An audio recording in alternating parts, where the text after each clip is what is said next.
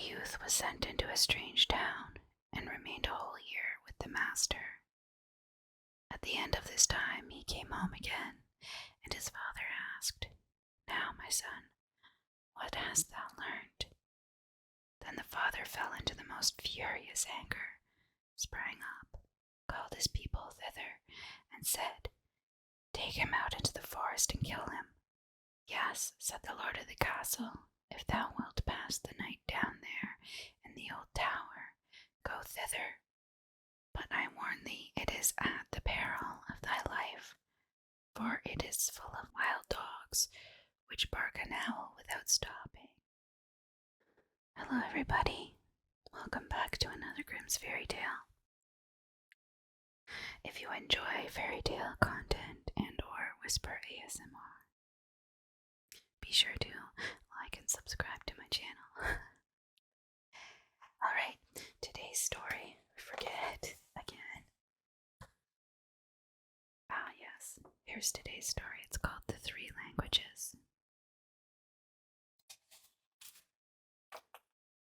Alright, so let's get started. An aged count once lived in Switzerland who had an only son, but he was stupid and could learn nothing.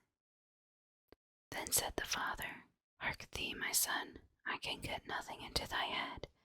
Let me try as I will. Thou must go from hence. I will give thee into the care of a celebrated master, who shall see what he can do with thee." The youth was sent into a strange town and remained a whole year with the master. At the end of this time he came home again, and his father asked, "Now, my son, what hast thou learned?" "Father, I have learned what the dogs say when they bark." "Lord have mercy on us," cried the father. "Is that all thou hast learned? I will send thee into another town, to another master."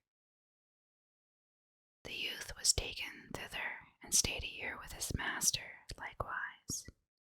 When he came back, the father again asked, "My son, what hast thou learned?" He answered, "Father, I have learned what the birds say." Then the father fell into a rage and said, "O thou lost man, thou hast spent the precious time and learnt nothing. Art thou not ashamed to appear before mine eyes? I will send thee to a third master, but if thou learnest nothing this time also, I will no longer be thy father." The youth remained a whole year with the third master also, and when he came home again, and his father inquired, "My son, what hast thou learnt?" he answered, "Dear father, I have this year learnt what the frogs croak." Then the father fell into the most furious anger, sprang up, called his people thither, and said, "Take him out into the forest and kill him." They took him forth, but when they should have killed him, they could not do it for pity, and let him go. And they cut the eyes and the tongue out of a deer, that they might carry them to the old man as a token. The youth wandered on, and after some time came to a fortress, where he begged for a night's lodging. "Yes," said the lord of the castle, "if thou wilt pass the night down there in the old tower, go thither.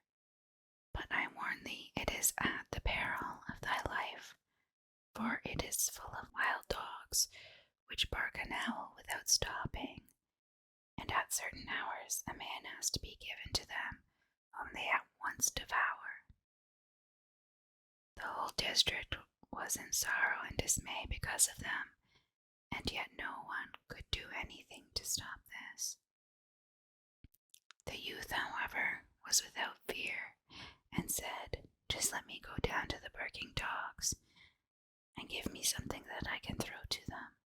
They will do nothing to harm me."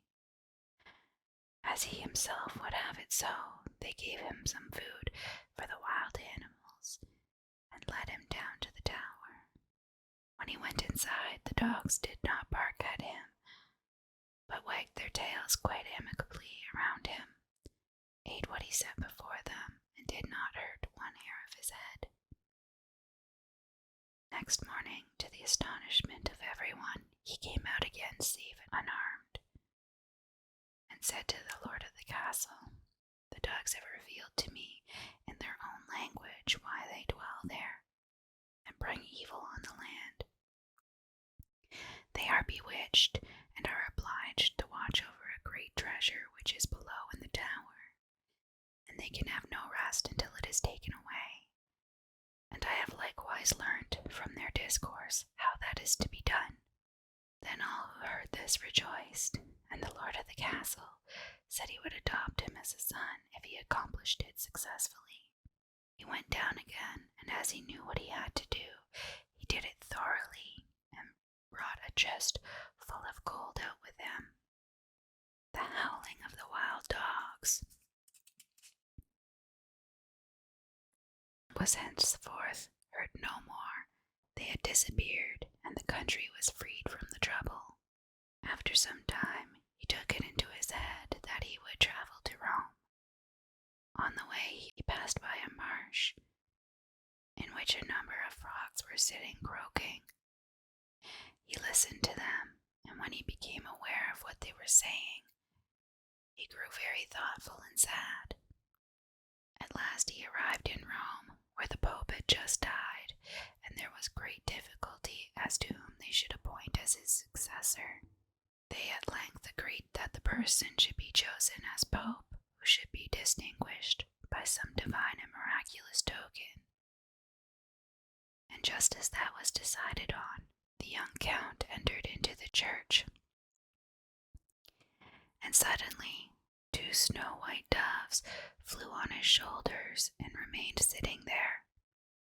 The ecclesiastics recognized therein the token from above, and asked him on the spot if he would be Pope. He was undecided, and knew not if he were worthy of this. But the doves counseled him to do it, and at length he said yes. Then was he anointed and consecrated, and thus was fulfilled what he had heard from the frogs on his way, which had so affected him, that he was to be His Holiness the Pope. Then he had to sing a mass, and did not know one word of it, but the 2 doves sat continually on his shoulders, and said it all in his ear.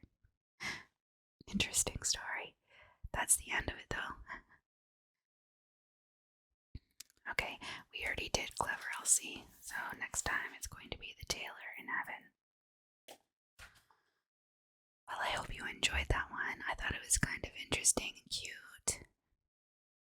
Had a better ending than a lot of them typically do. So don't forget to like and subscribe, and a pop-up at the end of the video will send you to a playlist with all the fairy tales. So check it out. Thank you so much for watching, and I will see